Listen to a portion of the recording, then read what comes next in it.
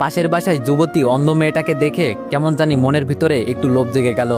যেমন করেই হোক না কেন এক রাতের জন্য ওকে আমার চাই। এত সুন্দর মেয়ে আমি কখনোই দেখি নাই। মাত্র 3 দিন হয়েছে ওরা এখানে আসছে। কালকে মেয়েটাকে ছাদে দেখে আমি যেন পাগল হয়ে গেছি ওর জন্য। আপুর কাছে জিজ্ঞেস করতেই বলল মেয়েটা নাকি অন্ধ। এত সুন্দর একটা মেয়ে নাকি অন্ধ, চিন্তা করা যায়। তবে আমার জন্য বেশ ভালোই হয়েছে। মেয়েটার বয়স এত বেশি হবে না, এই তো মনে হয় 15 কি 16। তবে চিন্তার বিষয় ওকে কিভাবে কাছে পাওয়া যায়। আমার জন্য তো বেশ সুবিধাই হয়েছে। মেয়েটা অন্ধ, কিছুই দেখতে পারে না, আমাকে চিনতেও পারবে না। ভাবছি আজকে রাতে কাজটা সেরে ফেলবো, যা হবার তো হবেই। ইস, মেয়েটাকে দেখলেই যেন মাথায় আগুন জ্বলে যায়। আমারও গার্লফ্রেন্ড আছে, কিন্তু এই অবস্থা আমার কখনো হয় নাই ওকে দেখে। বুঝলাম না এই মেয়ের ভিতরে কি আছে। আজকে রাতে যা করার করব। আমি জানি ও তো আমাকে চিনতে পারবে না। কাজটা আমার জন্য আরো সহজ হয়ে গেল। দেখতে দেখতে রাত হয়ে গেল। ওদের বাসার কাছে একটা আম গাছ আছে, ওইটা দিয়ে আস্তে আস্তে উপরে উঠে গেলাম। কিন্তু চিনব কি করে মেয়েটার রুম? ওই তো একটা রুমে মিটমিট করে আলো জ্বলছে। লাফ দিয়ে জানালার কাছে চলে গেলাম। জানালা খুলতেই দেখি হাত কেটে রক্ত পড়ছে। তাতে আমার কিছু আসে যায় না। হাতের দিকে না তাকিয়ে ভিতরে চলে গেলাম। মেয়েটা টেবিলের কাছে বসে কি জানি লেখার চেষ্টা করছে। মাথাটা ঘুরে গেল। এটা কি কোনো মেয়ে নাকি স্বর্গের পরী? আজকে আমি ওকে খুব কাছে থেকে পাবো, ভাবতেও যেন অনেকটাই ভালো লাগছে। মানুষ বলে কোনো মেয়ের সাথে জোর করে শারীরিক সম্পর্ক করলে সেটা নাকি ধর্ষণ হয়। তবে আমার কোনো আসে যায় না। মেয়েটাকে আমার পছন্দ হয়েছে। এখন যদি বলি ওকে এক রাতের জন্য আমার সাথে থাকতে, তখন সে কি রাজি হবে? কখনোই না। তাই আমার পথ আমাকেই অবলম্বন করতে হবে। আমার যে খুব ইচ্ছা ওকে কাছে পাওয়ার, সেটা তো কখনোই পূরণ হতো না যদি ওর সাথে জোর করে শারীরিক সম্পর্ক না করি। দরজার কাছে গিয়ে দরজাটা ভালো করে বন্ধ করলাম। ভিতর থেকে যদি গরুর মতো চিৎকার করলেও বাইরে কেউ শুনতে পারবে না। মেয়েটার পিছনে গিয়ে দাঁড়ালাম। ওর শরীর থেকে আলাদা একটা সুঘ্রাণ বেরোচ্ছে, যেটা আমাকে আরো পাগল করে দিচ্ছে। মেয়েটা পিছনে ফিরে বলল, কে কে এখানে? আরে এ তো দেখি সব টের পাই। আমি একটু দূরে সরে গেলাম, দেখি ও কি করে। তবে মেয়েটা বসা থেকে উঠে দরজার কাছে চলে যাচ্ছে। খুব ভালো করেই বুঝতে পারছি ও কি করতে চাইছে। তাড়াতাড়ি মেয়েটার কাছে গিয়ে ওকে কোলে তুলে বিছানার উপর ফেলে দিয়ে আমি ওর উপর শুয়ে পড়লাম। মেয়েটা এবার কান্না সুরে আমাকে বলল, ভাইয়া আমাকে ছেড়ে দেন, আপনার পায়ে পড়ি। আমি বললাম, সে পড়িও, এখন আমি যেই কাজে আসছি সেটা করি, চুপচাপ শুয়ে থাক। মেয়েটা এবার চোখের পানি ছেড়ে দিয়ে ছটফট করতে করতে বলল, আপনি আমার ধর্মের ভাই লাগেন, আমাকে ছেড়ে দেন, আমি একটা অন্ধ মেয়ে, আমার এত বড় সর্বনাশ করবেন না। মেয়েটার মুখে হাত দিয়ে বললাম, তোর এত কথা শোনার সময় আমার নেই। ওড়না দিয়ে ওর মুখ বেঁধে দিলাম। মেয়েটার কাপড় টেনে টেনে খুলে ফেলেছি, কিন্তু অবাক করা বিষয় ওর চোখ দিয়ে শুধু পানি পড়ছে। বুঝলাম ওর দিকে তাকিয়ে থাকলে মায়া লেগে যাবে আমার। আমি আমার মতো কাজ করতে লাগলাম। সব শেষ করে উঠে টি শার্ট গায়ে দিতে দিতে ওর মুখের বাঁধন খুলে দিলাম। শোয়া থেকে উঠেই মেয়েটা পায়ে লাথি দিয়ে আমাকে দূরে ফেলে দিল। কুত্তার বাচ্চা, আমাকে অন্ধ পেয়ে ধর্ষণ করলি না? এর ফল তুই পাবি। কেন করলি আমার সাথে এটা? দেশি কি কমে ছিল রে? আমি উঠে ওর চুল ধরে বললাম, চুপ কর। আর বিশেষ করে তোকে আমার প্রথম দেখাতেই খুব পছন্দ হয়ে গেছে, তাই আমার মন যা চাইছে আমি তাই করছি। আর আমি জানি তুই অন্ধ, আমার কিছুই হবে না। মেয়েটা আমার পুরো মুখটা হাত দিয়ে দেখতে লাগলো। আমি ওর হাত দূরে সরিয়ে বললাম, একটা পিল খেয়ে নিস। বিছানায় হালকা হালকা রক্তের দাগ আছে। জানালা দিয়ে বের হয়ে পিছনে তাকিয়ে দেখি মেয়েটা বিছানা থেকে উঠতে গিয়ে মেঝেতে পড়ে গেল। বুঝতে পারছি ওর উপর বেশি অত্যাচার করে ফেলেছি। তবে যাই হোক, আমার মনের আশা তো আজকে পূরণ হয়েছে। আস্তে আস্তে জানালা দিয়ে রুমে আমার প্রবেশ করলাম। এত এত খুশি লাগছে আজকে বলার বাইরে। যা চেয়েছি তাই পেয়েছি। বক্সেরে দুমদাম নাচতে শুরু করলাম। মনের খুশি যেন ধরে রাখতে পারছি না। আমি যখন এই মেয়েটাকে কাছে চাইবো তখনই পাবো। ইস, কি যে ভালো লাগছে। আমার দেখা প্রথম কোনো সুন্দরী মেয়ের সাথে আজকে শারীরিক সম্পর্ক করলাম। আহা, কি আনন্দ আকাশে বাতাসে। হঠাৎ শুনি কে জানি দরজায় টুকু দিয়ে ডাকছে। আমি গিয়ে দরজা খুলতে ঠাস ঠাস করে 2টা চড় পড়লো আমার গালে। তাকিয়ে দেখি আমার বড় বোন। আমি আপুর দিকে হাসি দিয়ে তাকিয়ে বললাম, আপু আজকে আমি অনেক অনেক খুশি। আপু রাগী দৃষ্টিতে তাকিয়ে বলল, এই মাঝরাতে তোর নাচার সময় আমরা কি তোর জন্য ঘুমাতেও পারবো না একটুও? আমি বললাম, যে পরে ঘুমিয়ে নিস, আগে আমার সাথে নাচ। আমি আপুর হাত ধরে নাচাতে লাগলাম। ওই যে নাগিন গানে, ছেলেরা এই গানে খুব নাচতে পারে। রুমে পড়ে থাকা লাঠিরা দিয়ে আপু ইচ্ছে মতো আমাকে মারতে লাগলো। একটু পর আম্মু আব্বু সব ভাইয়া রুমে চলে আসলো। আমি আম্মুর কাছে গিয়ে দাঁড়িয়ে বললাম, তোমার মেয়ে আমাকে মারছে, দেখছো আম্মু? আপু আমার দিকে তেড়ে এসে বলল, তোরে মারবো না তো কি আদর করব? জানো আম্মু তোমার ছেলে কি করেছে? এই মাঝরাতে বক্সে গান ছেড়ে নাচানাচি করছে, তাও আবার আমাকে বলে নাচতে। বাবা রাগী দৃষ্টিতে তাকিয়ে বলল, কিরে দীপু, মাঝরাতে এটা কি শুরু করলি? আম্মু বলল, বাবা কি হয়েছে হঠাৎ তোর? আমি খুশি মনে বললাম, আম্মু আজকে আমি অনেক খুশি, যা চেয়েছি তাই পেয়েছি। ভাইয়া আমার দিকে তাকিয়ে বলল, দেখ দীপু, এই মাঝরাতে আমরা কেউ তোর নাটক দেখতে আসি নাই। যা গিয়ে ঘুমা, এই খুশিতে আত্মরা হলে হবে না, সকালে এই খুশি প্রকাশ করিস। আমি আপুর দিকে তাকিয়ে বললাম, ডাইনি কথাকার, দেখে নিব তোরে। আপু বলল, তবে রে। আমি আম্মুর থেকে সরে গিয়ে বললাম, আয় দেখি সাহস থাকলে। বাবা ধমক দিয়ে বলল, এই তোরা যার যার রুমে যা, আর দীপু চুপচাপ ঘুমা গিয়ে। আমি মাথা নিচু করে বললাম, সবাই চলে গেলে শুধু আপু দাঁড়িয়ে আছে। আমি বললাম, আপু চল না একটু ড্যান্স করি। আপু চোখ লাল করে চলে গেল। যাক বাবা, কি এমন করে ফেলেছি আমি? দরজা লাগিয়ে বিছানায় শুয়ে আছি, তবে বারবার মেয়েটার মায়াবী দৃষ্টি আমার সামনে ভেসে উঠছে। আপনি আমার ধর্মের ভাই লাগেন, এই কথাটা সবসময় কানের কাছে বাজছে। আমি কি কোনো ভুল করেছি? আরে না না, আমি আবার কি ভুল করব? ও তো অন্ধ একটা মেয়ে, আমার আবার কি করবে? যখন মন চাইবে ওকে ব্যবহার করব। কিন্তু আমি তো এতটা খারাপ ছিলাম না। ওকে দেখার পর কেমন যেন ভিতরে হিংস্র পশুটা জেগে উঠেছে। সত্যি ওর মতো মেয়েই হয় না। আমারও তো গার্লফ্রেন্ড আছে, তবে ওকে দেখে এতটা কাছে টানে না। ওর সাথে কখনো এসব করি নাই, আজকে প্রথম এই মেয়ের সাথে। ওকে কালকে দেখার পর থেকে ভিতরে কেমন কেমন জানি চলছিল। মন চাইছে জানো মেয়েটার ভিতরে ঢুকে যাই। ইস কি সুন্দর মেয়ে, মাথায় এখনো আগুন জ্বলছে। হঠাৎ বাইরে কিসের জানি শব্দ হলো। দরজা খুলতেই পাশের বাসার চিৎকার চেঁচামেচির আওয়াজ শুনতে পারলাম। হয়তো জেনে গেছে যে ওর মেয়ের সাথে কেউ শারীরিক সম্পর্ক করেছে। তবে আমার কি, আমার কাজ আমি সেরে ফেলেছি। হঠাৎ পিছন থেকে আপু বলল, কি হয়েছে রে দীপু? এইসব কান্না চিৎকার চেঁচামেচির আওয়াজ কোথা থেকে আসছে? আমি বললাম, এখন যাবি? সকালে যাই, এত রাতে যাওয়া ঠিক হবে না। আপু আমার দিকে রাগী দৃষ্টিতে তাকিয়ে বলল, আরে বোকা, বিপদ কি আর বলে আসে, কখন কার কি হয়? আপু আমার হাত ধরে বাইরে নিয়ে গেল। এখন আমার ভয় করছে, যেন ধরা পড়ে না যায়। বুকের ভেতরটা মুচড়ে উঠল, বুকটা 3 ইঞ্চি ফাঁক হয়ে সমুদ্রের ঢেউয়ের মতো লাফাতে লাগলো। কলিং বেল বাজাতেই আপুর বয়সী একটা মেয়ে দরজা খুলে দিল। আপু জিজ্ঞেস করলো, কি হয়েছে ভিতরে? মেয়েটা কান্না করতে করতে বলল, আমাদের বাড়ির ছোট মেয়েকে কে জানি আজকে রাতে ধর্ষণ করেছে। আপু বলল, রিয়াকে নাকি? মেয়েটা আপুর দিকে তাকিয়ে বলল, আমি ভয়ে কোনো কথা বলছি না, শুধু আপুর সাথে দাঁড়িয়ে আছি, আর বুকের ভেতরটা কেঁপে উঠছে বারবার। আপু আমাকে নিয়ে উপরে নিয়ে যেতে লাগলো। উপরে গিয়ে দেখি মেয়েটার চোখ বন্ধ। এটা দেখে ভয় হতে লাগলো, ও তো আবার মরে টরে যায় নাই। মেয়েটার মা আপুকে জড়িয়ে ধরে বলল, আমার অন্ধ মেয়েটার সাথে এমনটা কিভাবে করতে পারলো? আপু বলল, রিয়ার তো আবার কিছু হয় নাই। রিয়ার আম্মু কান্না করতে করতে বলল, না তেমন কিছু হয় নাই, তবে ওকে হাসপাতালে নিয়ে যেতে হবে। হঠাৎ একটা ছেলে বলে উঠল, ওকে আমি ছাড়বো না। আমার বোনকে যে ধর্ষণ করছে না, ওর কলেজাটা আমি বের করে নিব।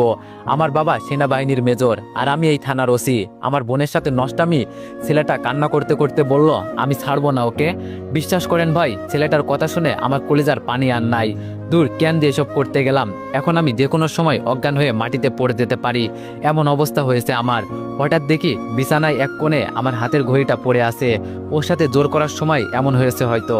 আজকে আমি শেষ। আপুকে ছেড়ে আস্তে আস্তে লুকিয়ে ঘড়িটা হাতে নিয়ে পকেটে রেখে দিলাম। সবাই রিয়াকে নিয়ে ব্যস্ত, এই জন্য আমার উপর কারণ নজর পড়ে নাই। রিয়ার ভাই ওকে কোলে তুলে নিয়ে যাচ্ছে।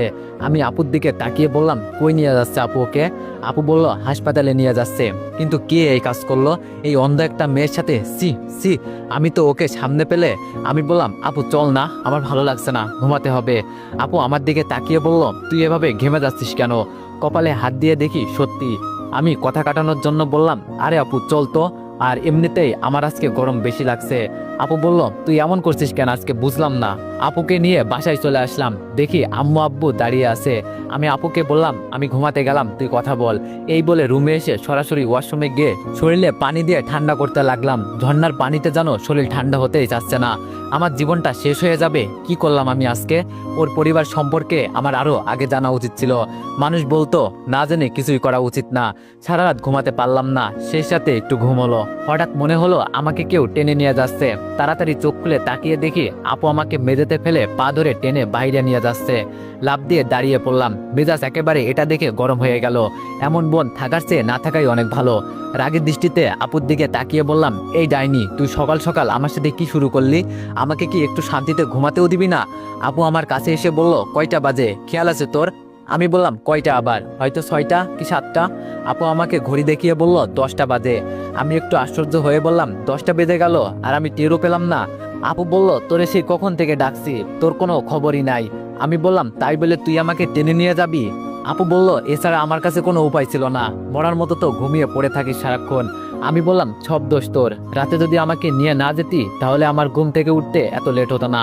আপু বলল, দেখ তোর বক বক বন্ধ কর, এখন গিয়ে রেডি হ। আমি একটু খুশি হয়ে বললাম, তোর জামাই দেখতে যাব বুঝি? আপু লাঠিটা দেখিয়ে বলল, এটা কি তো চিনিস ভালো করেই। আমি বললাম, তো কই যাবি? আপু বলল, হাসপাতালে যেতে হবে, রিয়াকে দেখে আসি। আমি তুতলিয়ে বললাম, কি আপু? আপু বলল, বলছি হাসপাতালে যেতে হবে, রিয়াকে দেখে আসি কেমন আছে ও। রাতে তো তোর জন্য চলে আসছি, ভালো করে দেখতেও পারলাম না। আপুর কথা শুনে আমার এখন প্রচুর ভয় হতে লাগলো। হাসপাতালে গেলে যদি ধরা পড়ে যাই। রিয়ার ভাই প্রচুর চালাক, রাতে যেভাবে আমার দিকে আর চোখে তাকিয়েছিল বাবা, তখনই আমার খুব ভয় হয়েছিল। আপু আমার চুলটা টান দিয়ে বলল, কিরে কথা বলছিস না কেন? আমি ভয়ে ভয়ে বললাম, আপু তুই যা, আমার একটু কাজ আছে। আপু বেশ কিছুটা রেগেই বলল, আমি তোরে বলছি না রেডি হতে, যা গিয়ে রেডি হ, এত কথা বলিস কেন? আমি আপুর একটা হাত ধরে বললাম, আপু আমার না একটা বন্ধুর সাথে দেখা করা লাগবে, তুই বরং ভাইয়াকে নিয়ে যা। বড় কথা হলো যে কোনো মূল্য হলেও আমাকে এই বিপদ থেকে বাঁচতে হবে। জীবনে সবচেয়ে বড় ভুল করে ফেলেছি, এখন মনে হচ্ছে যদি এই বিপদ থেকে বাঁচতে না পারি জীবনটাই বরবাদ হয়ে যাবে। একটু খুশির জন্য কি না করলাম আমি। আপু আমার চোখের দিকে তাকিয়ে বলল, তোর কি মনে হয় ভাইয়া আমার সাথে যাবে? ও তো সারাক্ষণ ওর হবু বউকে নিয়ে পড়ে থাকে, নইলে কি তোরে বলতাম আমি? এবার আমার কপাল দিয়ে রাতের মতো ঘাম ধরতে শুরু করবে বুঝি। কি এক বিপদে পড়লাম, আপু আমাকে নিয়ে যাবেই, এটা খুব ভালো করেই বুঝতে পারছি, বাঁচার মতো কোনো রাস্তা নেই। আমি বললাম, আচ্ছা আপু তোরা হাসপাতালে দিয়ে চলে আসলে হবে। আপু বলল, দেখ ভাই আমার মাথা গরম করিস না, নাইলে রাতের মতো। আমি আর কিছু বললাম না, জানি আপুর সাথে আমি পারবো না, তাই সরাসরি ওয়াশরুমে ঢুকে ফ্রেশ হলাম। রেডি হয়ে বাইরে এসে দেখি আপুর হাতে খাবার নিয়ে দাঁড়িয়ে আছে। আমি খুব খুশি হয়ে বললাম, আমার জন্য এত কষ্ট করার কি দরকার আছে আপু, আমি নিজেই তো খেয়ে নিতে পারতাম। আপু আমার দিকে অগ্নি চোখে তাকিয়ে বলল, এইসব তোর জন্য না, রিয়ার জন্য, আর চল এখন, এমনিতেই অনেক দেরি হয়ে যাচ্ছে। আমি বললাম, কিন্তু আপু আমি তো কিছুই খাই নাই। আপু বলল, পরে খাবি, সকালে উঠলি না কেন, এখন চল। আমি আম্মুকে ডেকে বললাম, দেখো না আম্মু, তোমার মেয়ে আমাকে মেরে ফেলতে চাইছে। আম্মু রান্নাঘর থেকে বলল, মিতুর সাথে যা, আর আসার সময় রেস্টুরেন্ট থেকে কিছু খেয়ে আসবি। রাগ করে বাইরে চলে গেলাম। বাসায় একটা চাকরের দাম নেই আমাকে, মন চাই মাঝে মাঝে নিরুদ্দেশ হয়ে যায় কোথাও। একটা রিক্সা নিয়ে হাসপাতালের দিকে রওনা দিলাম। যত কাছে যাচ্ছি ততই যেন বুকের ভেতর দুকানিটা বেড়েই চলেছে। মনে হচ্ছে জানো এবার আমার সাথে বড় কিছু হবে, আপু আমাকে ধরিয়েই দিবে, ওর জন্য আর পারি না, শুধু আমাকে বিপদে ফেলে, কি করি এখন? হাসপাতালে এসে আপুর পিছনে পিছনে যেতে লাগলাম। ভিতরে গিয়ে দেখি রিয়ার ভাই বাইরে একটা বেঞ্চের উপর বসে আছে, চোখ মুখ একদম লাল হয়ে গেছে, মনে হয় সারা রাত ঘুমায়নি, নাকি রাগে এমন হয়েছে কি জানি। আমার তো ভিতরে একদম মনে হচ্ছে জানো প্রাণটা বের হবে হবে অবস্থা। রিয়ার ভাই একবার আমার দিকে তাকিয়ে দেখলো, আমি মাথা নিচু করে আপুর পিছনে হাঁটতে লাগলাম। বড় কথা কোনোভাবে ধরা পড়া যাবে না, বা কারো চোখে সন্দেহ জাগানো যাবে না, নইলে জীবন শেষ। ভিতরে গিয়ে দেখি রিয়ার আম্মু রিয়ার সাথে কথা বলছে, এটা দেখে একটু ভালো লাগলো আমার। যাক, ওর তো আবার কিছু হয় নাই, মনের ভিতরে একটু সাহস জাগলো। তবে রিয়াকে হাসপাতালের বেডে দেখে নিজেকে একটু অপরাধী মনে হচ্ছে। আন্টি আমাদের দেখে প্রশ্ন করলো, তোমরা কেন আসলে মা এখানে, আমরাই তো একটু পর চলে যাব। আপু আন্টির কাছে গিয়ে বলল, কি যে বলেন না আপনি, আমাদের পাশের বাসায় থাকেন আপনারা, আর এই অবস্থায় আপনাদের পাশে থাকবো না আমরা? আর তাছাড়া রিয়া তো আমাদের ছোট বোনের মতোই। রিয়া ওর মায়ের হাত ধরে বলল, কে এসেছে আম্মু? আন্টি রিয়ার হাতের উপর হাত রেখে বলল, পাশের বাসায় তো রিয়া আপু আর ওর ছোট ভাই। আপু রিয়ার আম্মুকে বলল, আন্টি আপনি যান, এখানে কিছু খাবার আছে খেয়ে আসুন, আমি কিছুক্ষণ রিয়ার পাশে বসে আছি। আন্টি আপুর দিকে তাকিয়ে বলল, না মা তোমাদের কষ্ট করতে হবে না, আমাদের দেখতে এসেছো এটাই বেশি। আমি বললাম, আরে আন্টি সমস্যা নেই, আমি আর আপু এখানে কিছুক্ষণ আছি। আর বাইরে দেখলাম ভাইয়া বসে আছে, দেখে মনে হয়েছে সারা রাত ঘুমাই নাই, চোখ মুখ কেমন লাল হয়ে আছে, পারলে ভাইয়াকে নিয়ে বাসা থেকে ঘুরে আসেন, আগে আপদ বিদায় করি। কেমন জানি আমার ভিতরে ভয়টা যেন বেড়েই যাচ্ছে রিয়ার ভাইকে দেখে। আপু আমার কথায় তাল মিলিয়ে বললাম, আন্টি আপনি যান, আমরা রিয়ার কাছে আসি। রিয়া ওর আম্মুকে চলে যেতে বলল, আমাদেরকে রেখে রিয়ার মা চলে গেল। হঠাৎ আমার রিয়ার উপর নজর পড়লো। কি ছিল রিয়া, আর এক রাতে কি হয়েছে? মুখটা একদম শুকিয়ে গেছে, চোখের নিচে কালো দাগটা পড়ে গেছে। ও চেহারাটা কি ছিল আর কি হয়েছে, সব আমার জন্য হয়েছে। নিজের উপর এখন নিজেরই ঘৃণা হচ্ছে। এইসব করার আগে একটু চিন্তা ভাবনা করতাম, এত সুন্দর একটা মেয়ে আর এক রাতের মাঝে কি হয়েছে। আপু গিয়ে রিয়ার পাশে বসলো, রিয়ার আপুর হাতটা ধরে বলল, ভালো আছেন আপু? আপু রিয়ার হাতটা মুঠোই করে বলল, তোমার এই অবস্থা দেখে কিভাবে ভালো থাকি বলো, কি করে তোমার সাথে এমনটা করতে পারলো? জানো তোমার এই অবস্থা দেখার পর আমার অনেক খারাপ লাগছে। যদি আমি নিজের কাছে ছেলেটাকে কাছে পাই না, নিজের হাতে হত্যা করব। আমার মনে হয় ও কোনো ভালো মেয়ের সন্তান হতে পারে না। ওই কথাই আছে না, এইসব কাজ কারা করে, যাদেরকে সমাজে কাপুরুষ বলা হয়, এছাড়া এই কাজ কেউ করবে না, শালা কাপুরুষ কোথাকার। আপুর কথা শুনে মাথাটা নিচু করে ফেললাম, চোখ থেকে মনে হচ্ছে যেন জল গড়িয়ে পড়বে। আমার আপু আমাকে কাপুরুষ বলল। ঠিকই তো বলেছে, আমি কোনো ভালো মেয়ের সন্তান হতে পারি না। একটা মেয়ের উপর লোভ দেওয়ার কারণে আজকে আমি কি হলাম? সমাজের মানুষের কাছে আমি একজন ধর্ষণকারী সেজে গেলাম। ওই রাস্তায় বেড়ানো কুকুর আর আমার মাঝে কোনো পার্থক্য নেই। এখন মনে হচ্ছে ওরা মাঝে মাঝে খালি রাস্তায় কোনো মেয়ে পেলেই যেন ছিঁড়ে ছিঁড়ে খায়। আমার আর ওদের মাঝে তো এখন মনে হচ্ছে কোনো পার্থক্যই নেই। কি চি, নিজের উপর এখন ঘৃণা হচ্ছে। রিয়া মৃত অপর হাত ধরে কান্না করতে করতে বলল, জানেন আপু, আমার অনেক ইচ্ছা ছিল, সব শেষ করে দিয়েছে। আপু রিয়ার চোখের পানি মুছে দিয়ে বলল, কান্না করিও না, সব ঠিক হয়ে যাবে। এসব নিয়ে আর চিন্তা করিও না। এখন বলো তোমার কি ইচ্ছা ছিল, আমাকে বলো, আমি সব পূরণ করব। রিয়া মিথ্যা একটা হাসি দিয়ে বলল, খুব ইচ্ছা ছিল কোনো স্কুলের শিক্ষক হব। স্কুলের ছোট ছোট ছাত্রদের সাথে আমি খেলাধুলা করব, ওদের নিয়ে মজা করব। কখনো যে আমার সাথে এমন কিছু হবে আমি ভাবতেও পারি নাই। আমার সব স্বপ্ন ভেঙে দিয়েছে আপু, আমার কাছে এখন আর তেমন কিছুই নাই। আপু রিয়াকে মিথ্যা একটা আশ্বাস দিয়ে বলল, আরে বোকা মেয়ে, এসব নিয়ে চিন্তা করো কেন? মনে করো এটা একটা অ্যাক্সিডেন্ট ছিল, ভুল করে এসব হয়ে গেল। আমি জানি তুমি সব পারবে। যখন সুস্থ হবে আমার কাছে আসবে, আমি তোমাকে পড়াবো।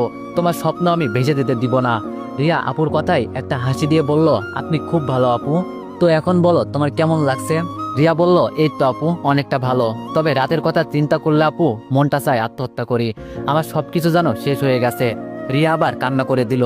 আপু বলল, আমি বলছি না এইসব নিয়ে চিন্তা করো না, সব ঠিক হয়ে যাবে। রিয়া আপুর হাতটা ছেড়ে দিয়ে বলল, জানেন আপু, যে আমার সাথে এইসব করেছে, আমার তাকে শুধু একবার সামনে থেকে অনুভব করার খুব ইচ্ছা আছে।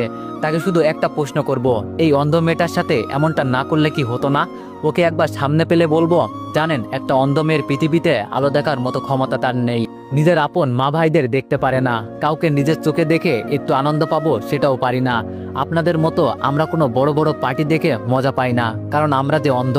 এই দুনিয়াতে আলো দেখার ক্ষমতা উপরওয়ালা আমাদের দেয় নাই। একটা অন্ধ মেয়ের অনেক স্বপ্ন থাকে, অনেক স্বপ্ন ছিল আমার বুকে, ভাবছিলাম এগুলো পূরণ করব। তার আগেই আপনি আমার সব স্বপ্ন শেষ করে দিলেন। জানেন আপু, ও আমার এই অন্ধ হওয়ার সুযোগটা নিয়েছে। আমাকে বলে গেছে, তুই তো আর দেখতে পারিস না। তো এভরিওয়ান, তোমরা অনেকেই দেখতেছি গল্পটিতে বাজে মন্তব্য করতেছো। তো তোমাদেরকে বলি, ফার্স্ট পার্ট দেখেই কেউ বাজে মন্তব্য করবেন না। আগে পুরো গল্পটি শুনুন, তারপর না হয় যা ইচ্ছা তাই করেন। আর শেষ পর্যন্ত শুনে যদি গল্পটি ভালো না লাগে তাহলে আমাকে আনফলো প্লাস আনসাবস্ক্রাইব করে দিয়েন। ধন্যবাদ।